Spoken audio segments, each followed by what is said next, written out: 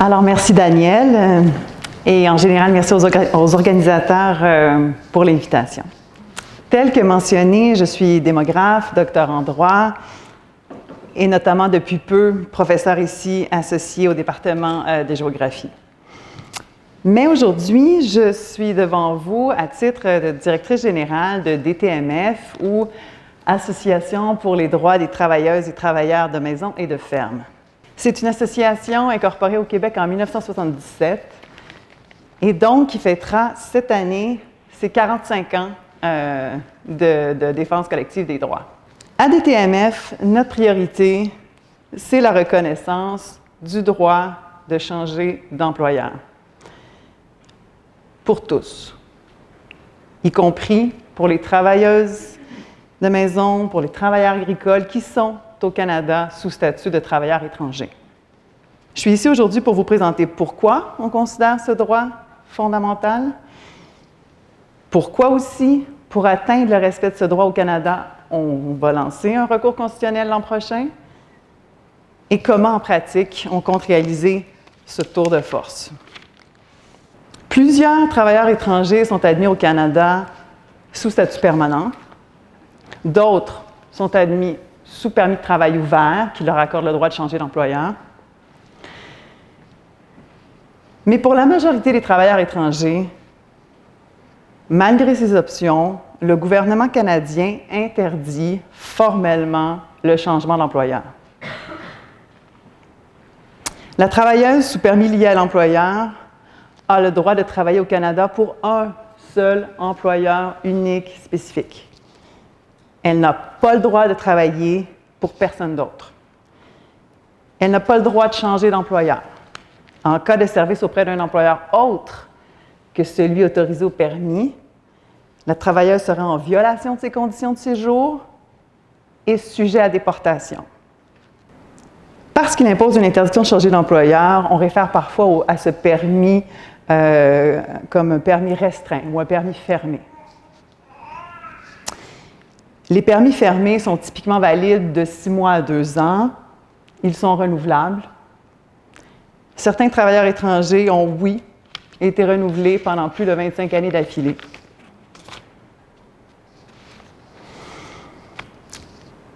Le fédéral impose cette interdiction de changer d'employeur en appliquant 2 sanctions légales principales.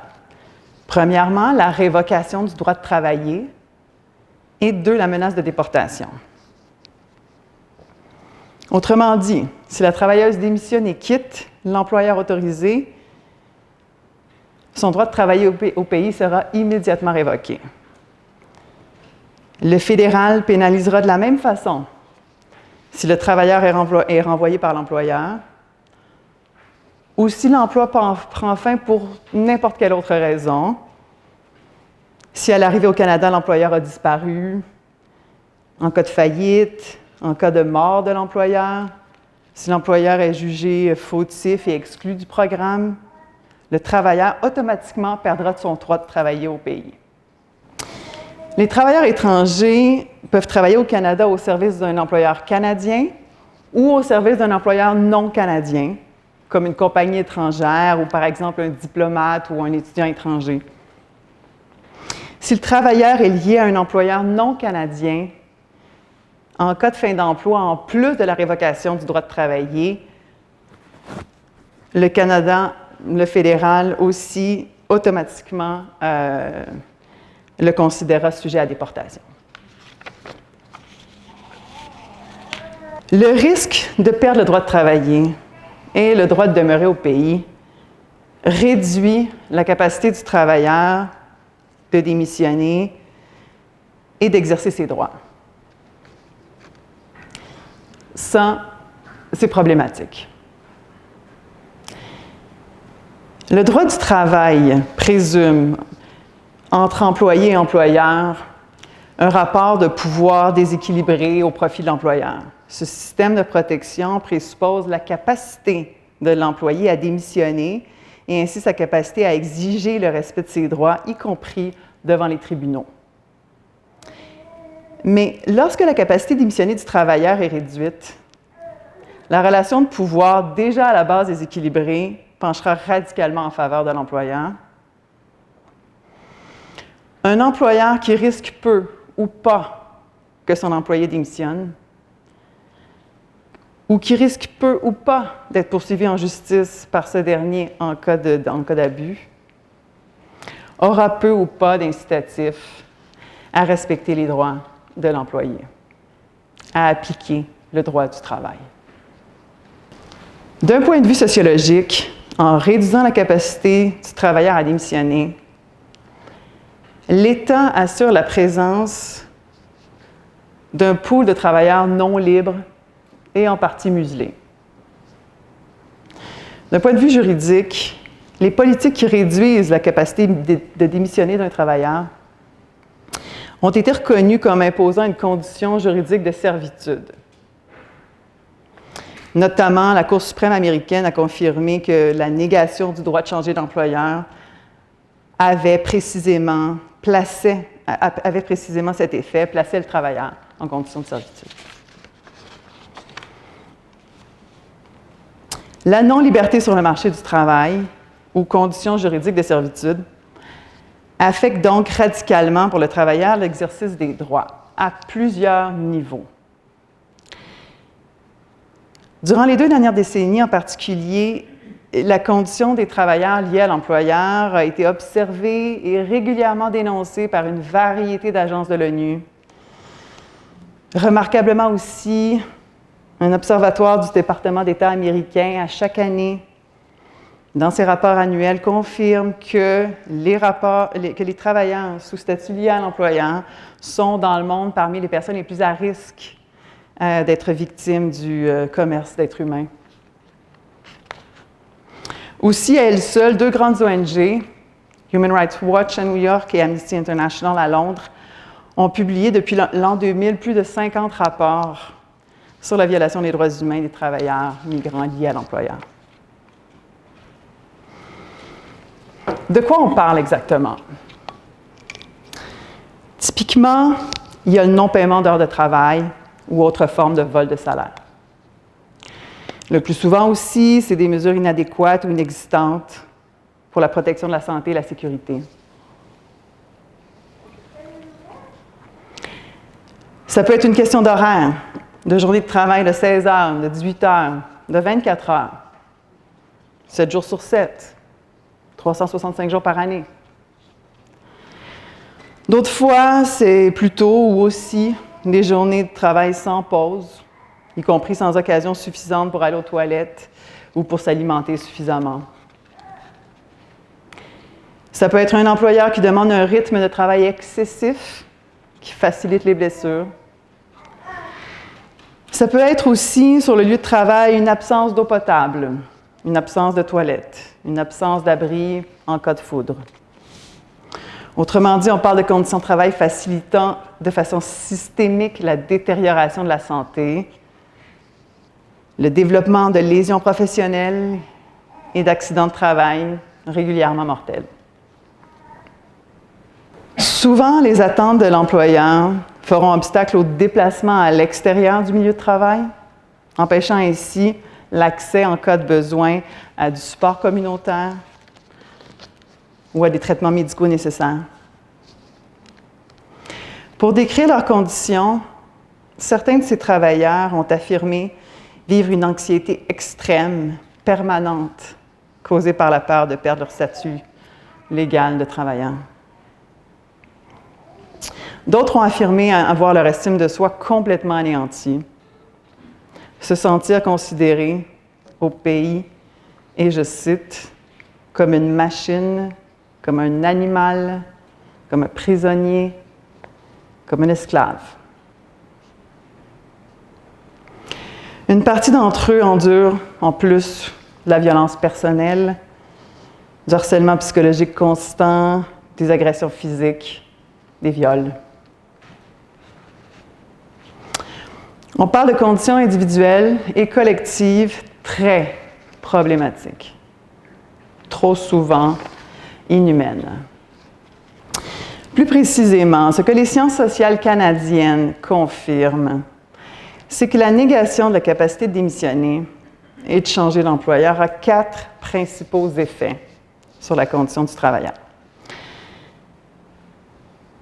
Premièrement, ça engendre une restriction de la liberté physique, de la liberté de mouvement dans l'espace pour le travailleur.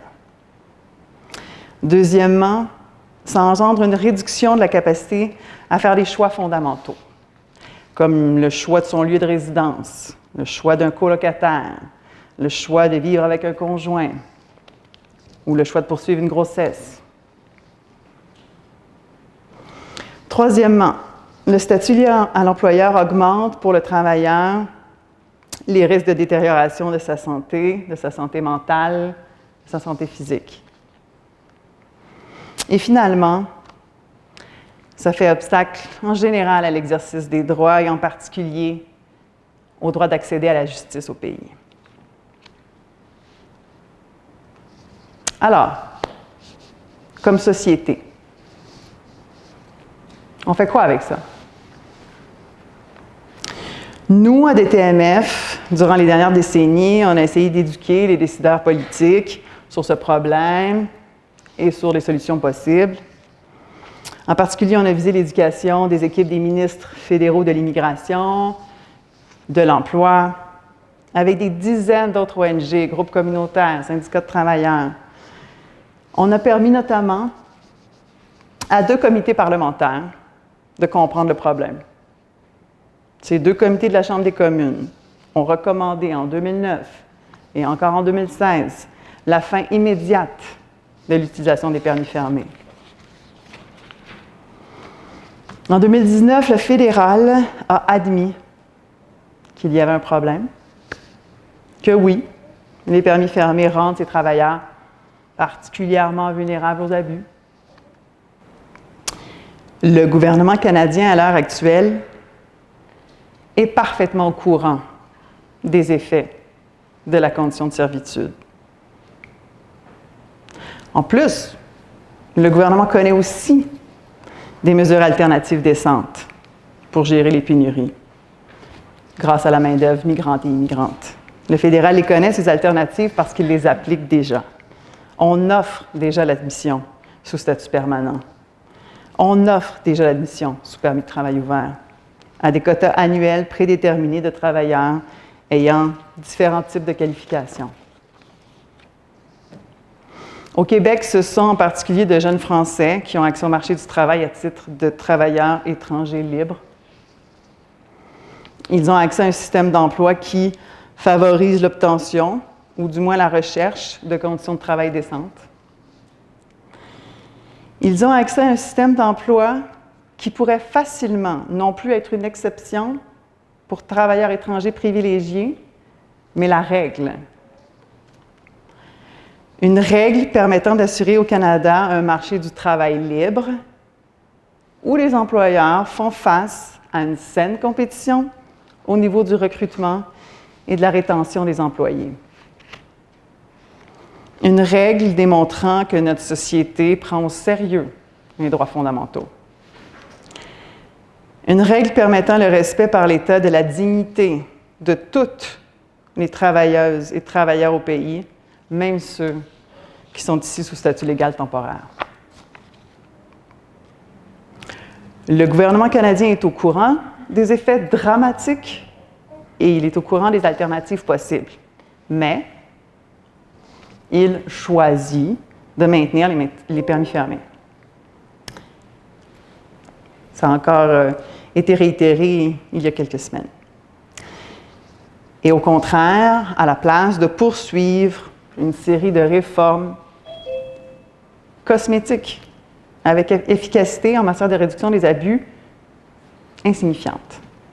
Même si, oui, certaines de ces mesures récentes sont essentielles, minimales, sont de base, comme le financement pour le support communautaire terrain ou l'information en libre accessible dans différentes langues. Mais toutes ces mesures visant à minimiser l'abus des migrants laissent intact leur statut légal lié à l'employeur et ainsi aussi intacte la réduction de leur capacité à démissionner et à demander le respect de leurs droits. À dire la vérité, la position gouvernementale actuelle n'est pas surprenante. C'est la continuation d'une longue tradition. Et en effet, et je tiens à ouvrir une parenthèse ici, c'est bien depuis les tout débuts de la Nouvelle-France, que certains individus sont recrutés à l'étranger par des agents au profit d'employeurs d'ici et engagés pour les servir durant une durée prédéterminée.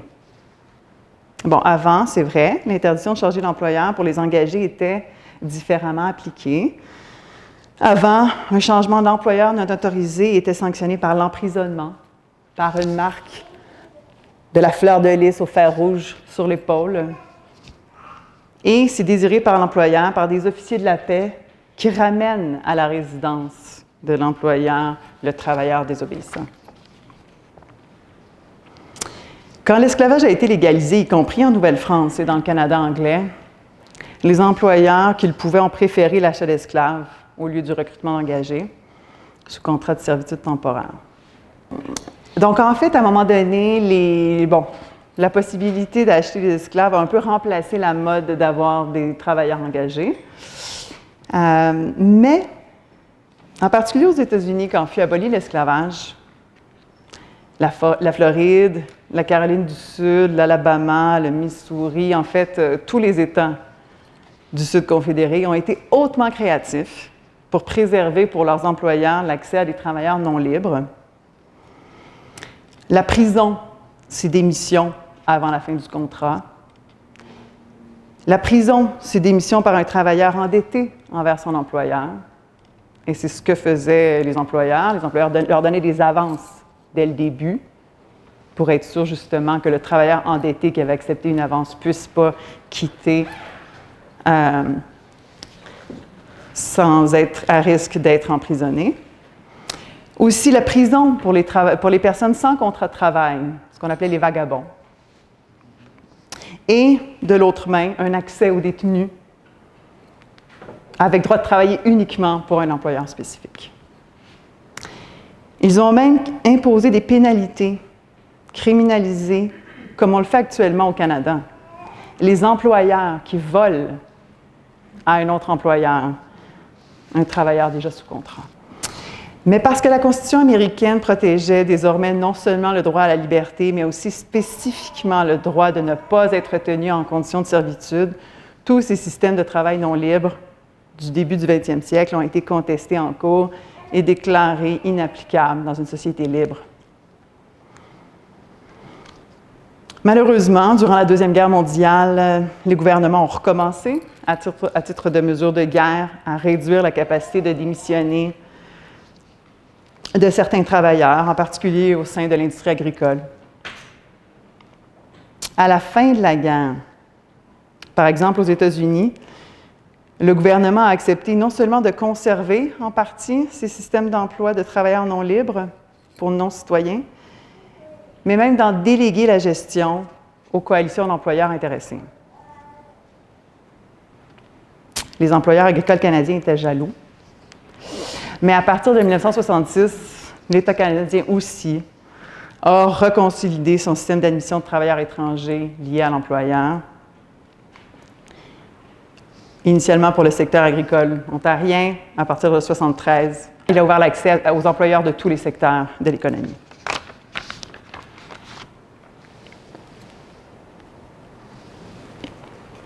Aujourd'hui, le gouvernement n'a plus besoin de menacer la prison ou le retour forcé à l'employeur.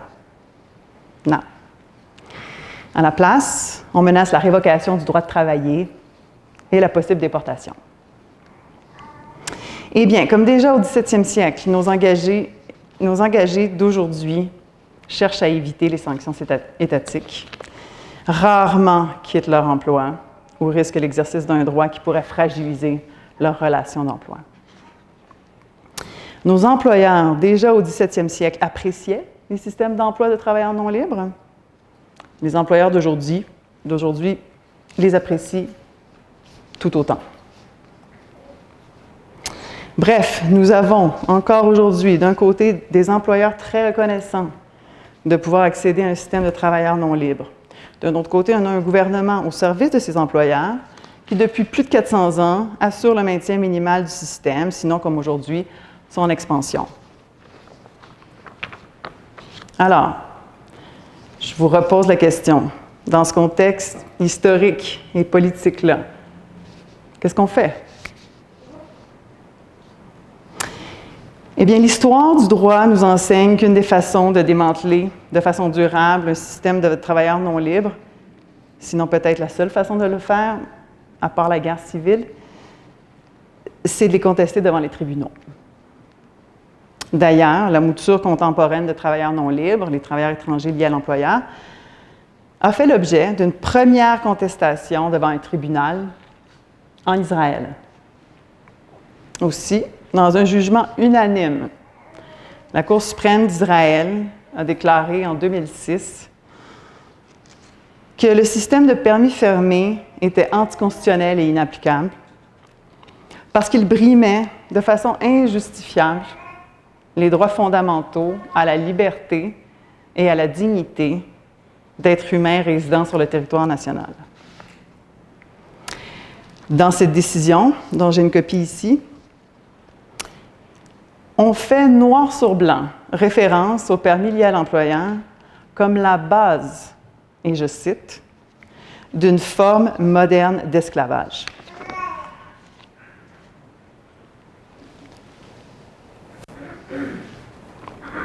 Nous aussi, au Canada, on a une constitution qui permet de faire invalider les actions étatiques qui violent, sans justification suffisante, un droit ou une liberté fondamentale.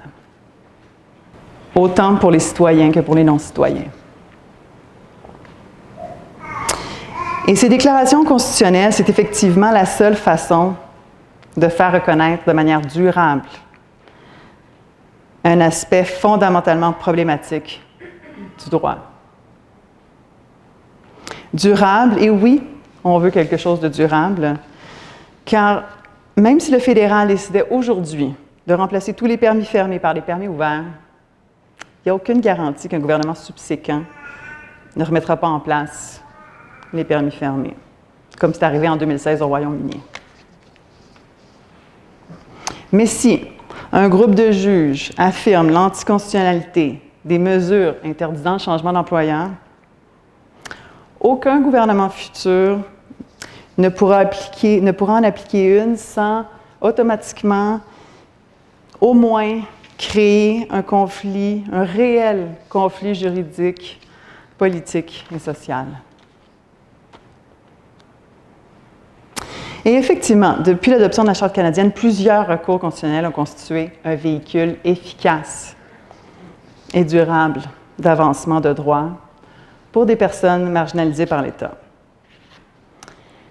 Le droit de choisir son lieu de résidence, l'aide médicale à mourir, la marijuana médicale pour les souffrants, l'avortement.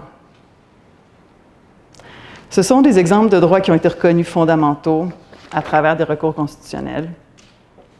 Plus précisément, ce sont des batailles juridiques obtenues en vertu du droit constitutionnel à la liberté et à la sécurité de sa personne.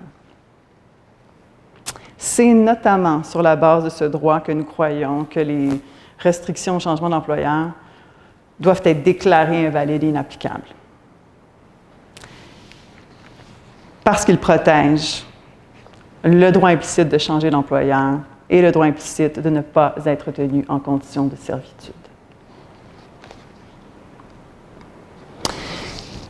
Ce que vivent chez nous les travailleurs étrangers, notamment dans les services domestiques et au sein de l'industrie agricole, ce n'est pas de simples manquements aux lois du travail par quelques mauvais employeurs. Ce n'est pas juste des contrats de travail non respectés.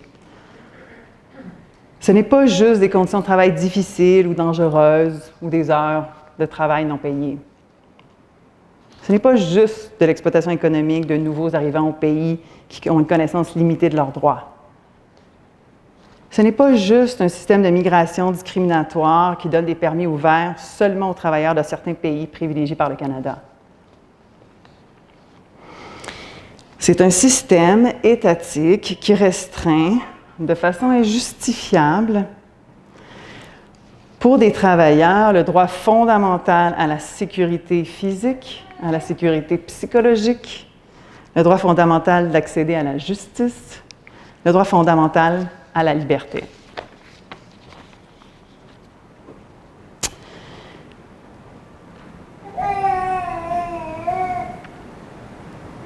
La non-liberté sur le marché du travail crée un système qui impose aussi aux employeurs un pouvoir très tentant à utiliser, d'extraire illégalement le maximum de l'employé le plus rapidement possible, peu importe l'impact sur le corps, l'esprit ou la famille du travailleur.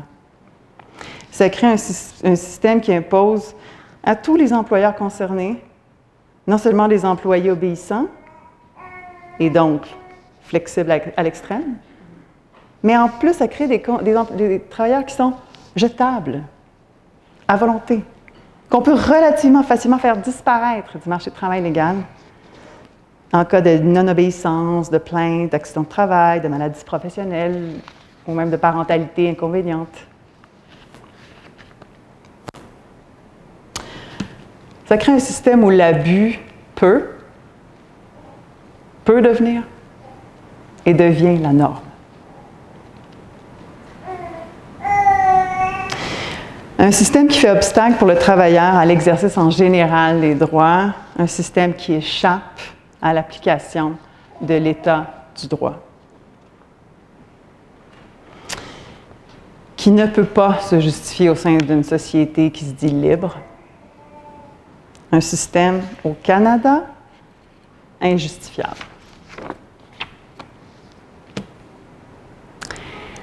Le cadre juridique et la jurisprudence sur les travailleurs non libres sont de notre côté.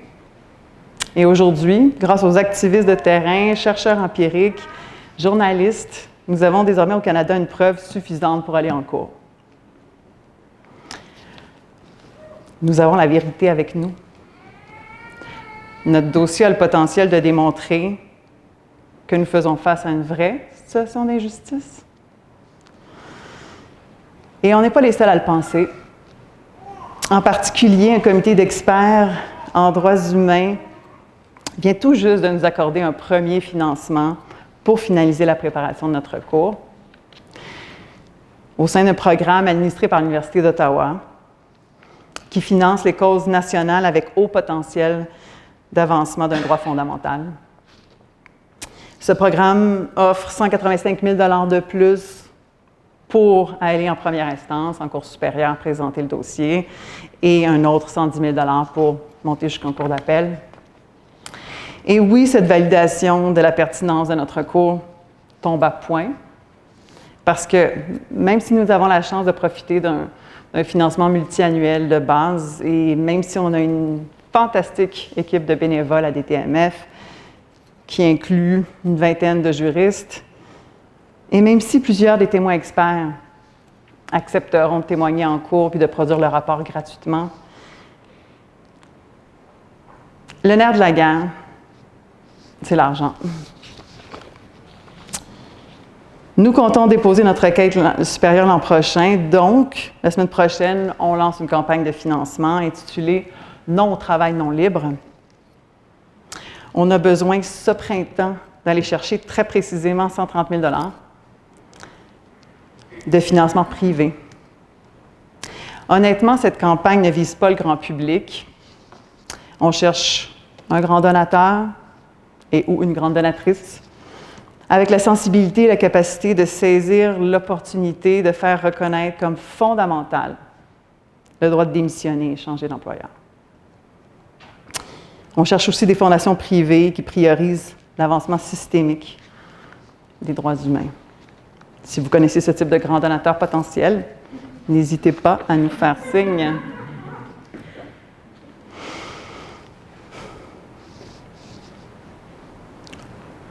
On doit respecter la dignité humaine de toutes les travailleuses de maison, de tous les travailleurs agricoles, même s'ils sont employés sous statut de travailleurs étrangers. On doit reconnaître comme fondamental le droit de démissionner et changer d'employeur. Il est plus que temps d'évaluer publiquement les coûts humains et sociaux associés au maintien de notre système de travailleurs en conditions de servitude. Notre recours a le potentiel d'engendrer un changement de paradigme majeur et durable. Notre recours est nécessaire. Nous avons le cadre juridique, nous avons les arguments, nous avons la preuve. Nous sommes prêts. Nous sommes prêts à nous battre. Merci.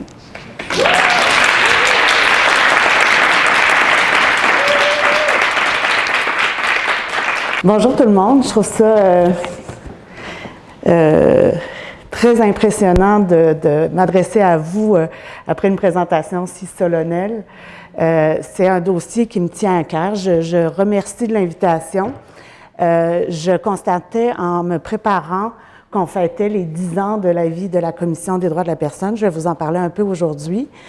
Mais j'aimerais, pour réagir à la présentation d'Eugénie, elle faisait référence à une notion super intéressante que le professeur Dominique Roux de l'Université Laval, qui était professeur de droit, qui est maintenant juge à la Cour du Québec, et il réfléchissait à la question de justement le droit au travail qui est inscrit en droit international et non pas le droit du travail qui sont les règles qui régissent les relations de travail, mais le droit au travail, donc le droit d'avoir un travail décent puis assez.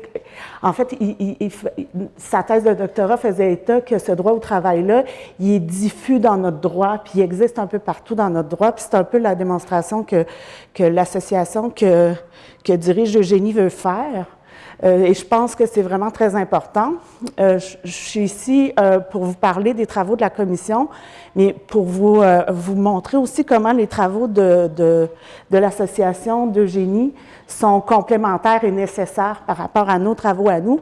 Donc, je suis conseillère juridique à la Commission des droits de la personne et en 2011, ça faisait plusieurs années qu'il y avait du terrain qui se faisait à la Commission et qu'il y avait des observations qui étaient faites des abus des travailleurs. Donc, la Commission a décidé de réfléchir aux causes de ces abus-là chez les travailleurs étrangers temporaires dans les fermes, mais aussi les travailleuses domestiques qui subissaient des abus aussi. Maintenant, les programmes sont changés, mais il continue d'y avoir des problèmes pour ces personnes-là aussi.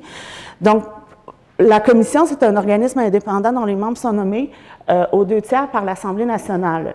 Donc, ça a un statut un peu d'ombudsman, un peu comme le protecteur du citoyen ou le vérificateur en général. Puis ce statut-là, ça donne la légitimité aux positions de la Commission, en fait, parce que c'est un organisme indépendant. Le mandat de la Commission, c'est de veiller au respect des principes énoncés dans la Charte. On a aussi un grand mandat d'éducation-coopération, ce qui nous a permis de faire des observations sur le terrain en allant à la rencontre des travailleurs, mais on n'a pas des moyens débordants. En tout cas, on fait ce qu'on peut avec notre équipe. On a aussi comme mandat, puis ça c'est mon travail à moi, de relever les dispositions des lois du Québec qui seraient contraires à la Charte, donc à la Charte québécoise et non pas la Charte canadienne. Donc le recours d'Eugénie se fonde sur la Charte canadienne, mais nous notre cadre d'analyse c'est la Charte québécoise et c'est ce qui limite éventuellement notre action, puis je vous l'expliquerai un peu plus loin. Puis on a aussi la capacité de faire enquête puis de prendre fait et cause pour les travailleuses, des travailleurs ou tout citoyen qui pense être victime de discrimination. Donc, si jamais vous représentez des travailleurs, vous accompagnez des travailleurs, il y a une possibilité de venir à la Commission des droits de la personne, de faire une plainte. Ensuite, c'est un processus où on fait une enquête, on évalue la recevabilité de la plainte, on fait enquête, puis si on conclut qu'il y a effectivement de la discrimination, on va représenter les personnes concernées devant les tribunaux. C'est un processus qui est complètement gratuit, mais qui est très long. Malheureusement, c'est une question de ressources, donc ça peut être très long et ça peut être très compliqué pour un travailleur étranger temporaire. La Charte, donc, qui est notre loi fondamentale, qui est la loi qui a créé la Commission des droits de la personne, c'est une loi fondamentale qui a un caractère quasi constitutionnel, c'est-à-dire que les dispositions de la Charte, pour la plupart, ont préséance sur toutes les autres lois du Québec. Donc, les lois du Québec doivent être conformes avec la Charte. Maintenant, ce qui limite notre action éventuellement, c'est la compétence de la Commission à l'égard des travailleurs étrangers temporaires. Ceci dit, la Charte s'adresse à toute personne, donc le statut national, la citoyenneté de la personne n'a pas d'importance. La Charte s'applique aux travailleurs étrangers temporaires, ça ne les empêche pas de bénéficier des protections, mais le problème se pose en termes de partage des compétences législatives sur notre capacité d'examen.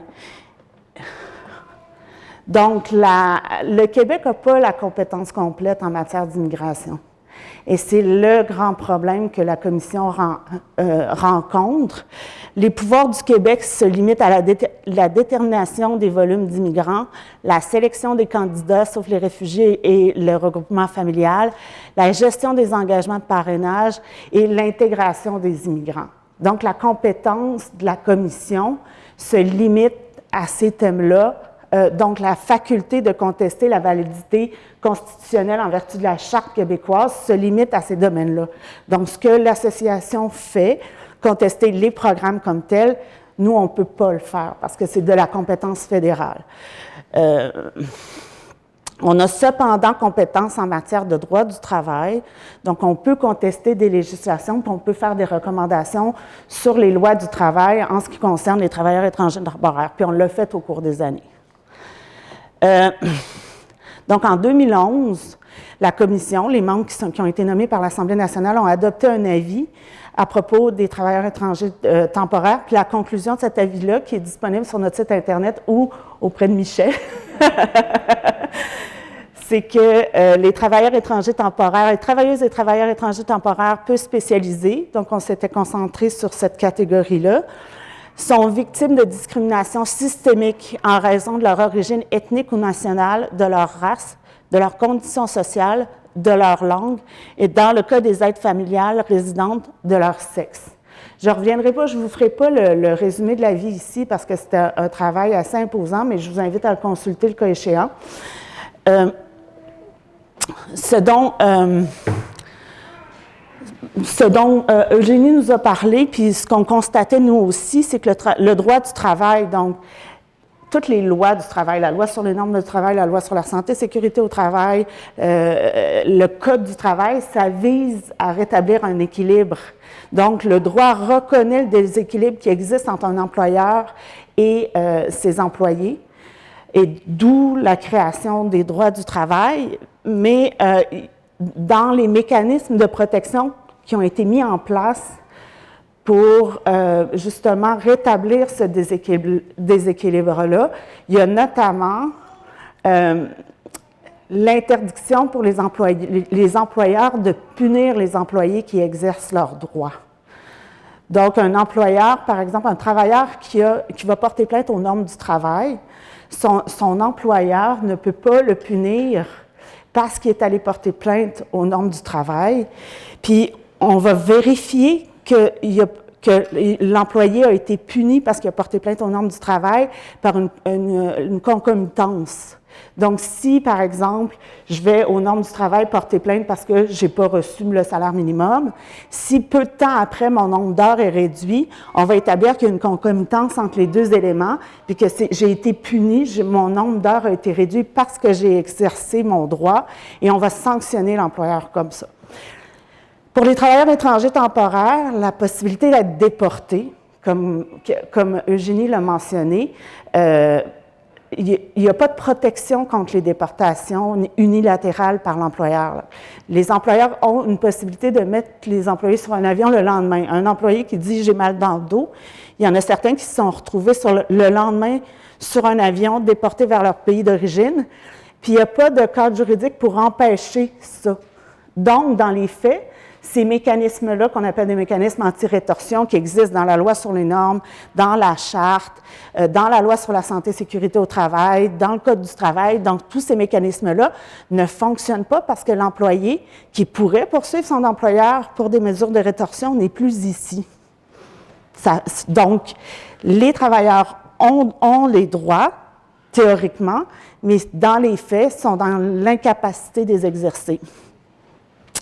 À l'époque, la Commission avait identifié comme cause de la discrimination systémique. Puis je reviendrai après la présentation de Michel sur la notion de discrimination systémique. Le permis de travail fermé, évidemment.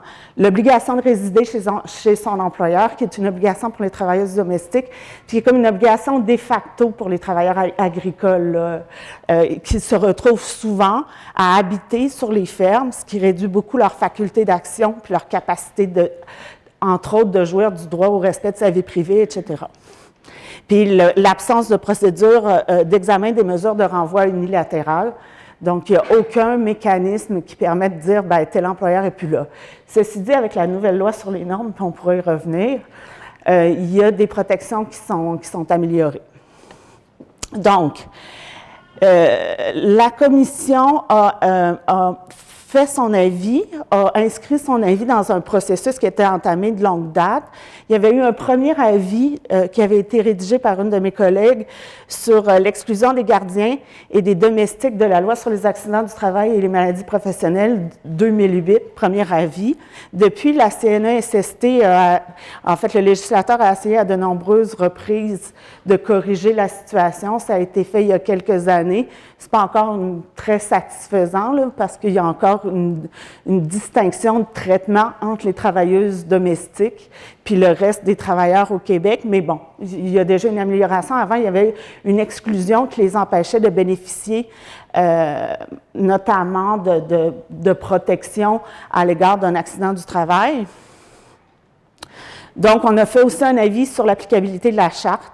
On s'est demandé, bon, est-ce que les travailleurs étrangers temporaires peuvent bénéficier de la charte? Quels sont les éléments des programmes qui peuvent être soumis à la charte? On a fait un premier avis sur justement la protection des travailleuses domestiques par la loi sur la santé et la sécurité au travail, sur le premier projet de loi qui a voulu le mettre en place. On a fait des vidéos d'éducation-coopération. Donc ça, l'avis était après ça. On avait de nombreuses années d'activités d'éducation-coopération, de représentation auprès des autorités concernées, de participation à un comité interministériel qui avait été mis sur place, qui regroupait plusieurs des ministères et organismes qui pouvaient être éventuellement concernés par la question des travailleurs étrangers temporaires. Ce comité interministériel-là a permis quand même un échange d'informations très important. On pouvait comprendre, puis on reviendra sur la question de la discrimination systémique plus tard, mais dans le fond, les travailleurs étrangers temporaires, ils tombent dans des cracks du système juridique. Donc, ils se ramassent entre différents régimes qui les échappent. Puis le fait d'avoir un comité interministériel, ça nous a permis de comprendre comment nos façons de fonctionner respectives entraînaient des conséquences négatives pour ces travailleurs-là. Donc, ça a été assez pertinent, bien qu'on ait été aussi très critiqués, mais bon. Depuis l'avis de 2011, on a continué à s'intéresser à la question des travailleurs étrangers temporaires. Notamment, quand on examinait les lois, ça fait partie de notre mandat, comme je vous disais tout à l'heure, d'examiner toutes les lois qui sont présentées à l'Assemblée nationale. Puis quand on pensait qu'il pouvait y avoir des possibilités de protection des travailleurs étrangers temporaires, à chaque fois, on l'a mentionné, notamment la loi sur la santé et la sécurité au travail en 2012, la modification au Code du travail de 2014 qui excluait les travailleurs agricoles de la possibilité, une certaine catégorie de travailleurs, la plupart des travailleurs agricoles, la faculté de se syndiquer. La modification à la loi sur l'immigration en 2016, les modifications à la loi sur les normes du travail de 2018, je ne sais pas si Michel va en parler, mais c'est des modifications qui sont quand même importantes parce que c'est la première fois que les lois du travail traitent de travailleurs étrangers temporaires. Donc, on oblige les employeurs à créer un registre notamment, et dans lequel ils doivent inscrire la liste des employés étrangers temporaires embauchés, leur date de début d'emploi, leur date de fin d'emploi, et ils doivent expliquer si l'employé part avant la fin de son emploi. Fait que ça ne nous donne pas une interdiction de déportation, mais ça donne une certaine faculté de contrôler le fait qu'il y a eu des déportations. Puis comme la CNESST dispose, la commission des normes de l'équité, de la santé et sécurité au travail, dispose de beaucoup plus de pouvoir que notre commission. Notre commission n'a pas de pouvoir d'inspection. Bien, ce faisant, ils peuvent observer si c'est un phénomène récurrent chez un employeur donné, le fait qu'il y a des départs avant terme qui se multiplient, puis ça leur donne la possibilité d'aller inspecter, enquêter, puis éventuellement agir.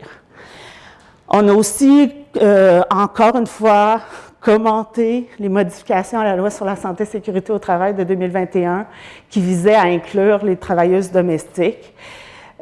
Ces faits, maintenant, elles sont couvertes par la loi. Cependant, elles doivent faire un certain nombre d'heures par semaine et ou par année pour bénéficier de la couverture, ce qui n'est pas le cas d'aucun autre employé au Québec.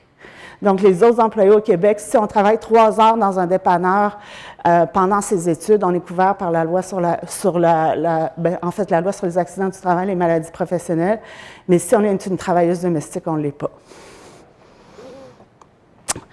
Bon, en 2011, la Commission avait recommandé que le gouvernement utilise sa compétence législative en matière d'immigration afin de limiter le recours à des travailleuses et travailleurs migrants en proposant pour ceux-ci des programmes d'immigration permanente qui tiennent compte des problèmes réels de pénurie de main-d'œuvre. Notre pouvoir, c'était le plus loin où on pouvait aller. On n'avait pas la possibilité de demander une modification des programmes parce que les programmes sont fédéraux, donc hors de notre compétence. À défaut, donc si le Québec continue de sélectionner des travailleurs étrangers temporaires, le Québec doit impérativement modifier sa législation et ses programmes afin d'éliminer les éléments de discrimination systémique à l'égard des travailleuses et travailleurs migrants qui s'y trouvent. Et on avait fait d'autres recommandations spécifiques. Mais c'est donc les injustices dont sont victimes les travailleuses et travailleurs étrangers temporaires sont importantes. Puis l'action, en fait, il y a eu un changement de nom, fait que je réfère à l'ancienne association, à l'ancien nom. Donc, l'action qui est proposée par Eugénie et son équipe, disons ça comme ça permet de dépasser nos limites institutionnelles. Donc, on est vraiment ravis que cette action-là se fasse, puis ça va exactement dans le sens des recommandations de la Commission.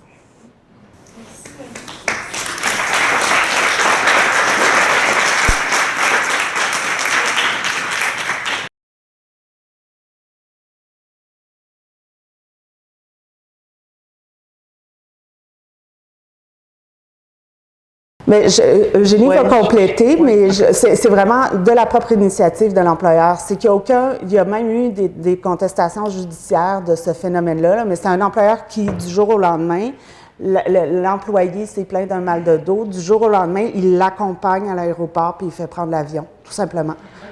Mais donc, pour préciser, c'est que depuis environ 45 ans, dans le contrat imposé par le fédéral aux travailleurs agricoles mexicains et caribéens, il y a une des clauses qui obligeait l'employeur à ramener le travailleur à la fin de l'emploi, à acheter le billet d'avion. Et cette clause-là, qui en fait oblige l'employeur, mais plutôt lui donne le privilège de contrôler quand est-ce que ça se passe, a été en fait retirée dans le contrat standard il y a 2 ans.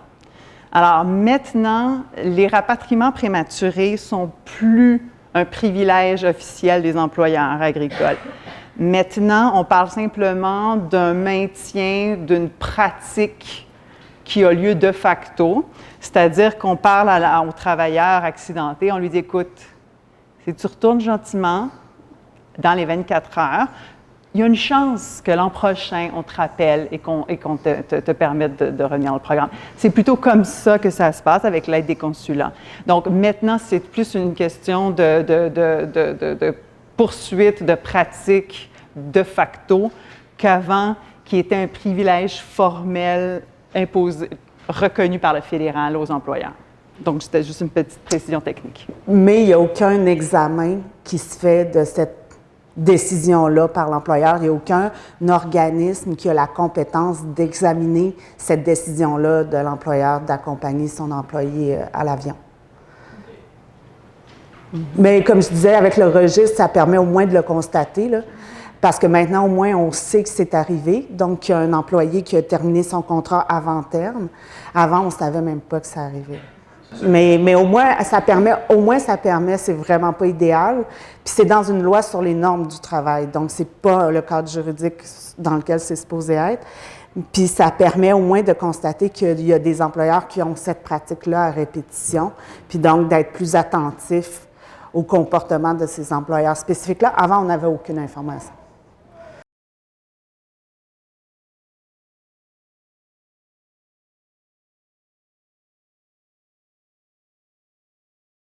C'est plus ou moins étonnant, c'est-à-dire que les comités parlementaires ont toujours un pouvoir de recommandation au gouvernement. Alors, ils recommandent plus ou moins des longues listes de choses à faire. Le gouvernement, par contre, a l'obligation de se présenter et de répondre aux recommandations. Cette fois-là, entre autres en 2009, le gouvernement a pris la peine de répondre qu'il entendait bien que c'était peut-être pas que ça pouvait susciter, que ça avait certains désavantages au permis fermé, mais il considérait que ça permettait, entre autres, de protéger les migrants parce qu'on peut les surveiller, donc on peut surveiller les employeurs abusifs. Alors, pour surveiller les employeurs abusifs, il faut savoir où ils sont et les lier à un employeur en particulier. Alors, c'était la justification officielle. On maintient le permis fermé pour protéger les migrants. Et aussi parce que c'est plus facile à gérer comme système, entre autres parce que c'est un système privatisé qui est géré par les employeurs. Et la troisième raison, c'était pour protéger les Canadiens, j'imagine, des voleurs de jobs potentiels que pourraient représenter les migrants. Sauf ce qu'on n'a pas dit, ils n'ont pas expliqué toute l'histoire, c'est-à-dire que pour des travailleurs libres ou des citoyens, avoir une classe de travailleurs non libres à côté, bien, ça crée des conditions de travail à la baisse, ça crée au moins la stagnation dans certains secteurs des conditions. Et ça ne sera pas au profit donc, des travailleurs libres nécessairement dans les secteurs affectés. Donc, encore là, les raisons données au comité parlementaire, on va aller en débattre en cours, voir si c'était une si bonne raison ou pas, finalement.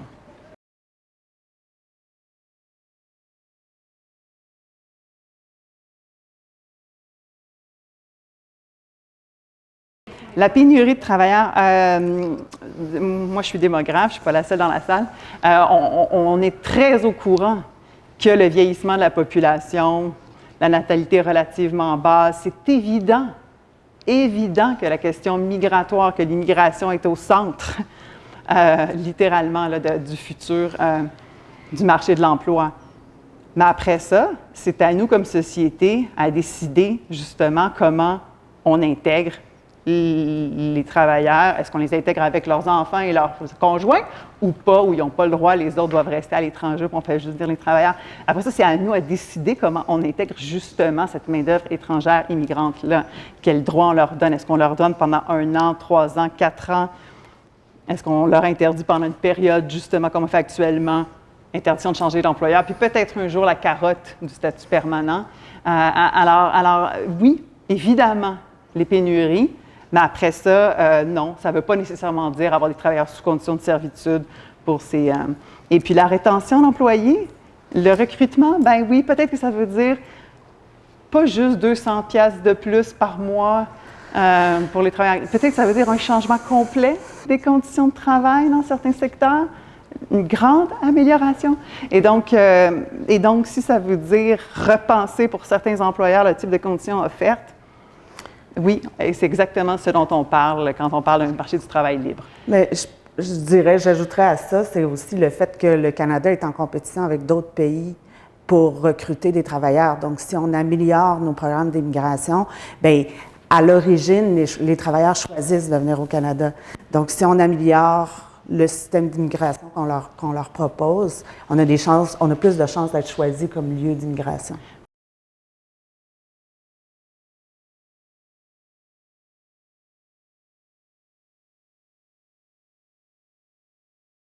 Bien, la vérité, c'est qu'il ne se passe rien du tout. La personne devient sans papier, devient illégale, devient non documentée. Alors, après ça, gentiment, elle est supposée quitter le territoire. Parfois, l'Agence des services frontaliers va venir cogner et dire est-ce qu'on peut t'amener à l'aéroport, et là, il y a vraiment déportation. Certains des travailleurs étrangers temporaires sont éligibles à des programmes d'accès au statut permanent. Alors, on espère, en fait, en théorie, que tous les travailleurs étrangers temporaires, peut-être, auront une consolidation de leur permis légal et pourront rester. Mais la vérité, c'est que ce n'est pas du tout ça qui se passe. Même pour ceux qui sont éligibles, on tombe malade, une grossesse.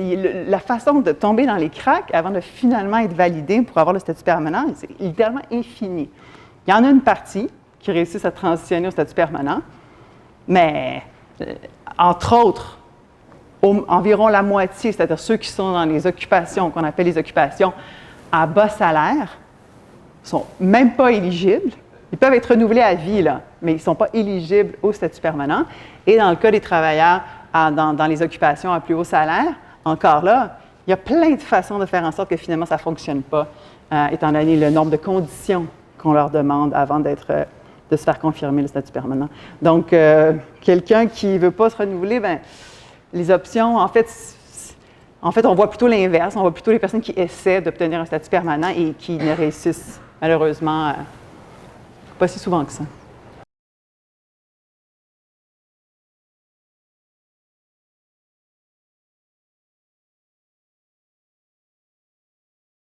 Dans le cas des employeurs qui sont souvent, honnêtement, de très, très, très bonne foi et qui ont besoin d'employés et qui font des efforts, on leur demande des efforts, vous avez dit, complexes, là.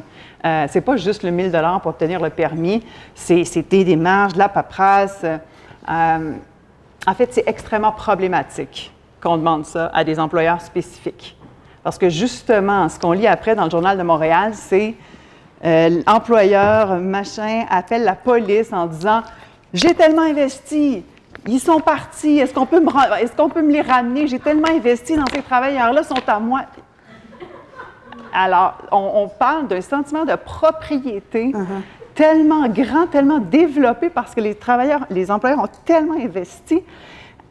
Et ça, en fait, dans la condition de servitude, c'est un autre mécanisme, c'est la servitude pour dette. C'est-à-dire que quand on arrive ici et l'employeur a payé ton billet d'avion, a payé ton autobus, tes premières journées à l'hôtel ou je ne sais pas quoi du type, tu commences, mais littéralement, là, tu dois aussi un 5 000 à l'employeur en commençant. C'est évident que ça crée encore plus une réduction de la capacité de démissionner. Et ça, en fait, l'État canadien, dans les années 50, dans les années 60, quand on voulait, en fait, il y avait aussi, démographiquement, après la guerre, il y avait une ouverture, on voulait faire venir des migrants. Qu'est-ce qu'on faisait? C'était l'État canadien qui faisait du microcrédit, qui payait pour le transport, qui payait pour le recrutement, qui allait chercher.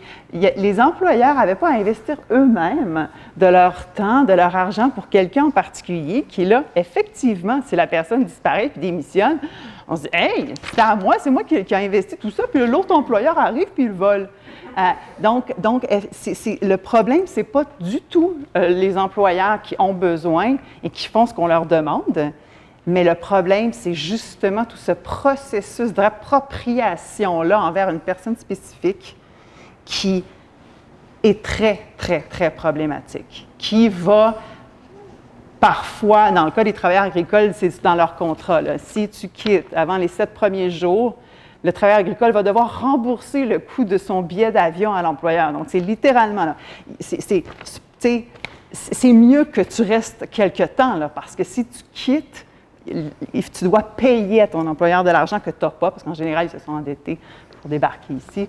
Donc, le problème, c'est que l'État, justement, demande aux employeurs des investissements, de la paperasse, de payer pour des personnes. L'État devrait faire son propre recrutement, des quotas annuels, en faire venir 20 000 ici, 30 000 là-bas. Ah, les employeurs, vous avez besoin de ce type de qualification-là, on va en faire rentrer en fonction de ça. Et là, après ça, justement, il n'y a pas pour l'employeur spécifique, il n'y a pas un poids, un coût, un sentiment d'injustice si l'employé démissionne.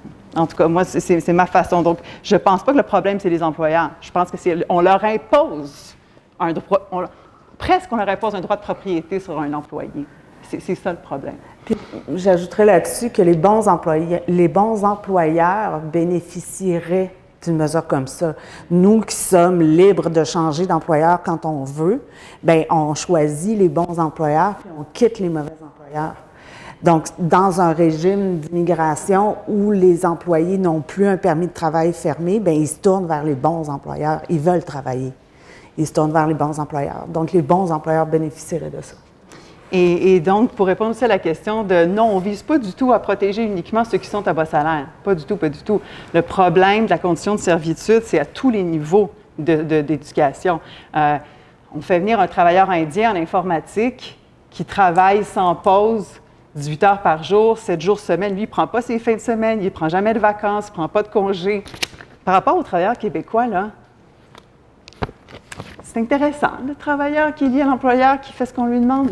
Il a beau être informaticien, ou moi j'en connaissais une, postdoc, obligée de travailler à l'Université de Montréal pour un professeur.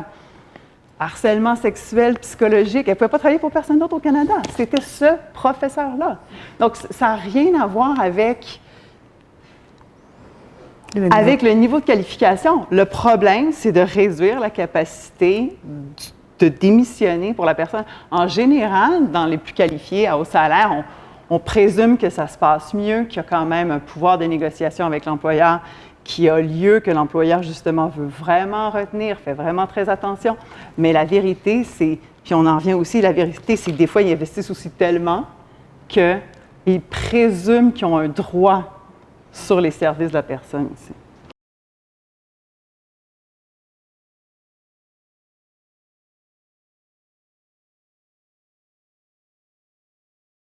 C'est sûr que quand moi j'ai commencé à comprendre le mécanisme, je me suis rendu compte que c'était comme si on avait créé des zones franches, comme il existait entre les États-Unis et le Mexique, des zones dans lesquelles le droit ne s'appliquait pas. Donc on dirait que c'est des bulles de zones franches, les travailleurs étrangers temporaires, où on les empêche d'exercer leurs droits. Une analyse cynique que je fais aussi, c'est qu'en tout cas, au moins dans le domaine agricole, on est lié par des accords internationaux en matière agricole qui nous empêchent de subventionner notre agriculture. Même nos systèmes de quotas sont contestés sur la scène internationale. Le fait d'autoriser les travailleurs étrangers temporaires dans le domaine agricole, c'est une façon de subventionner l'agriculture. À mon point de vue, c'est très cynique comme point de vue, là, mais ça sert à ça. Mais je suis d'accord avec vous qu'il y a un immense problème. Puis la Commission des droits de la personne du Québec manque de compétences pour attaquer les programmes fédéraux. Donc, c'est vraiment un problème de droits fondamentaux. Vous avez absolument raison. Puis c'est l'action que Eugénie et son équipe veulent entreprendre.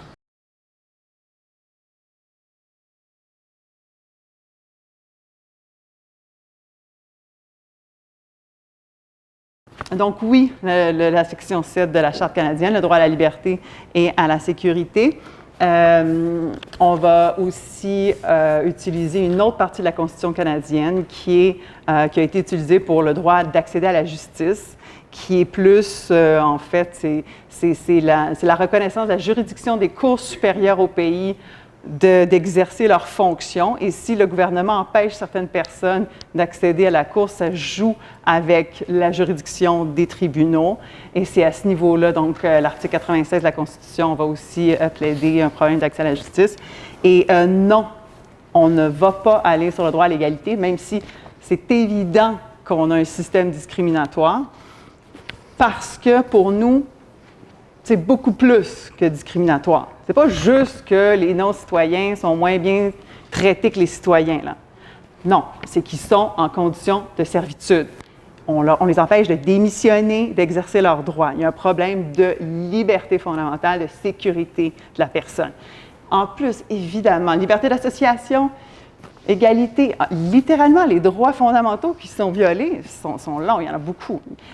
Mais non, on a choisi d'y aller vraiment sur la question du droit de ne pas être tenu en condition de servitude implicite, on espère, en vertu du droit à la liberté et à la sécurité.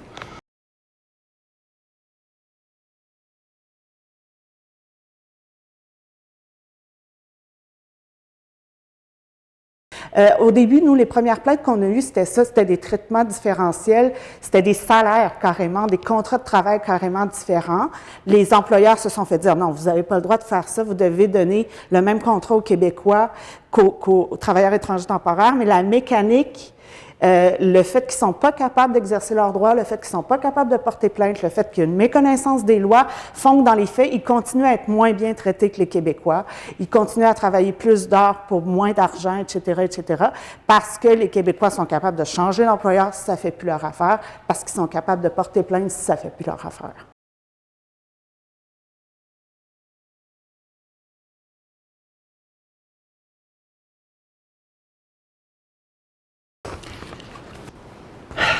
Alors, on n'est pas obligé d'avoir un plaignant individuel. On peut, comme organisme, démontrer un intérêt pour agir.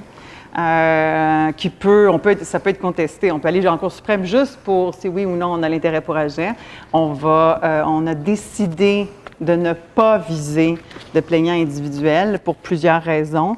Premièrement, c'est parce que c'est dur à trouver. Mais c'est pas seulement ça. C'est parce que même si on trouvait là, une travailleuse qui, pour une raison ou pour une autre, a réussi à peut-être atteindre le statut permanent et pourrait quand même nous parler de son expérience sous temporaire, imposer à quelqu'un le poids d'attaquer son pays d'accueil, puis ça, c'est sans compter que, je ne sais pas, la personne a travaillé une fois, un jour, peut-être, un petit travail pas autorisé. Puis, théoriquement, ça pourrait faire en sorte qu'on lui retire sa citoyenneté, son statut permanent. Donc, même au niveau psychologique personnel, je ne sais même pas si moi, je serais à l'aise d'imposer ça à quelqu'un, le poids de 10 ans de débat. Et il y a aussi autre chose, c'est que nous, on s'en va argumenter qu'un des problèmes pour eux, c'est l'accès à la justice. Que ce n'est pas facile pour un travailleur étranger. Ben, en fait, ça arrive dans certains cas. Ça arrive quand il y a des graves accidents ou quand ils ne sont pas du tout payés. En fait, quand ils n'ont plus rien à perdre, quand littéralement ils sont à la fin, au bout, puis que là, parfois, ils perdent. Enfin, je dis enfin, c'est-à-dire on peut aider, mais effectivement, c'est dans les cas où les abus ont eu lieu. Il est souvent, sauf exception, trop tard pour agir et les aider. Donc, la question, une des raisons pour lesquelles nous, on y va, c'est aussi pour dire que ce n'est pas simple pour eux d'y aller. Il y a une fois en cours, les TUAC, le syndicat est allé devant la Cour fédérale pour dire ils payent de l'assurance chômage, ils n'ont même pas accès. Puis c'était intéressant parce que, bon, les syndicats n'avaient pas de membres travailleurs migrants parce que c'est un secteur qui ne pouvait pas être syndiqué. Donc, c'était compliqué au niveau de la représentation parce que le syndicat ne les représentait pas, mais bon, il y avait quand même un intérêt pour agir. Puis là, le juge ou la question, il n'y a pas un seul travailleur migrant qui est venu en cours pour dire on paye, puis c'est bizarre qu'on n'y ait pas accès. Puis le juge, dans la décision, a dit je comprends que même si vous avez réussi peut-être à avoir. Ah non, c'est ça. C'était aucune signature. Il n'y a personne qui voulait donner son nom pour le recours. Puis le gouvernement avait mentionné ça comme étant un problème. Peut-être que dans le fond, il n'y a personne qui trouve ça. Puis non, en fait, le juge a dit je comprends que non, ils ne vont pas signer leur nom sur une intention, sur une contestation judiciaire. Alors, c'est ça aussi qu'on veut aller expliquer, c'est que non, c'est pas simple comme pour quelqu'un qui est libre d'aller se plaindre devant les tribunaux. Est-ce que j'ai le temps de rajouter un... Oui, moi je rajouterais là-dessus, mais j'ai 2 petits points, mais je vais rajouter rapidement. Il y a une statistique qui est hyper intéressante. C'est des travaux qui avaient été faits par la Commission des normes du travail à l'époque. Et en normes du travail, quand on prend toutes les plaintes, y compris les plaintes de vous et moi, c'est 85 post-emploi. Donc, les gens en emploi ne portent pas plainte. C'est trop risqué de se mettre en désaccord, en chicane avec son employeur. Donc, 85 des gens portent plainte post-emploi, même quand on n'est pas dans une situation de vulnérabilité. Mais les gens qui sont des travailleurs étrangers temporaires, quand ils sont post-emploi, ils ne peuvent plus travailler pour personne d'autre. Donc, ils ne peuvent plus subvenir à leurs besoins pour rester ici, pour soutenir une plainte. Fait que ça, c'est très important à comprendre dans le mécanisme d'exercice des droits. Là, même s'ils n'ont pas été déportés, ils n'ont pas les moyens financiers de vivre.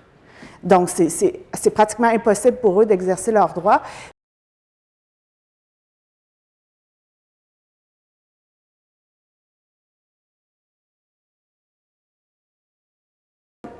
il faut qu'on soit invité. Mais oui, c'est le genre d'action. Est-ce qu'on devrait les inviter?